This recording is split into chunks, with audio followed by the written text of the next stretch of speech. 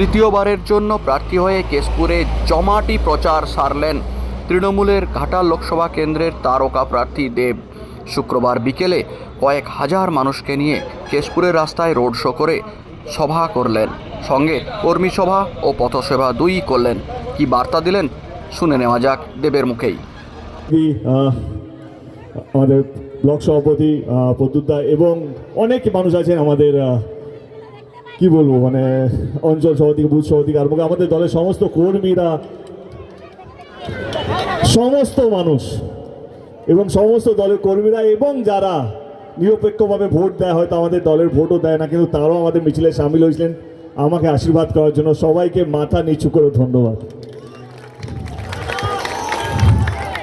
কারণ আজকের দিনে যেখানে এই তো ঘুরে যাচ্ছি,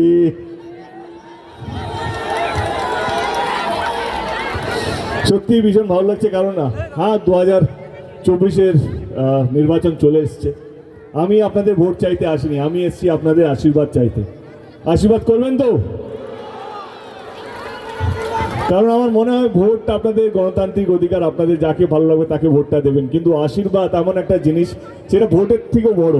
ভোট আসবে যাবে, আবার 2 বছর পর 2026-এ নির্বাচন হবে, কিন্তু যদি যার মাথার উপরে আপনাদের আশীর্বাদ থাকবে, সে যে কোনো ভোট চোখ বন্ধ করে জিতে যাবে, এটা আমার বিশ্বাস। তো আমি এসছি কেশপুরের মানুষের আশীর্বাদ দিতে। আপনারা আছেন তো? জয় বাংলা। হ্যাট্রিক হবে বলছে, হবে হবে।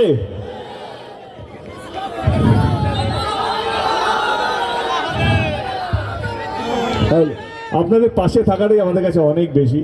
ভালো থাকবেন, আবার আসতে তো হবেই, এবং শান্তিতে থাকবেন, কারণ সবারই নজর কেশপুরের উপরে। সমস্ত মানুষদেরকে এটাই বলবো কি আমরা শান্তিপূর্ণভাবে ভোট করব এবং মানুষের কাছে ভালোবেসে যাব, মানুষের কাছে ভালোবাসা আদায় করব এবং তাদেরকে বোঝাবো আমাদের নেত্রী, আমাদের দিদি কতটা কাজ করেছে রাজ্যের জন্য। এবং যদি আমার কথা বলা হয়, আমিও 10 বছর ধরে সৎভাবে চেষ্টা করেছি আপনাদের পাশে থাকার জন্য, আপনাদের আপদে বিপদে পাশে থাকার জন্য, মানে পাশে থেকেছি। আমি সত্যি এবারে রাজনীতি ছেড়ে দেবো ভেবেছিলাম, হ্যাঁ এটা সত্যি। আমাকে রফিকদা বললে এটা বলতে, আমি ভেবেছিলাম এবারে একজন নতুন মুখ আসুক, কিন্তু দিদি এবং অভিষেক বাবু জোর করে ধরলেন।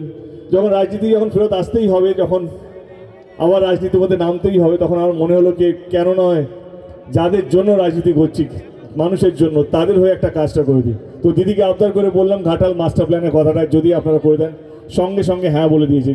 ঘাটালের আমার মনে হয় কি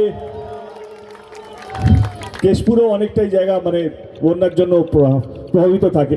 তার মনে হয় ঘাটাল মাস্টার প্ল্যানটা দিদি যখন হ্যাঁ বলেছে তো নিশ্চয়ই হবে। যদি হয়ে যায় আমার মনে হয় কি আমি এটুকু নিজেকে বলতে পারবো, গত 10 বছর এবং যদি 5 বছর, আপনাদের আজকে জনস্রোত দেখে বোঝাই গেল কি 5 বছর আমি থাকছি। এই 15 বছরে একটা ভালো কাজ করে যেতে পারবো।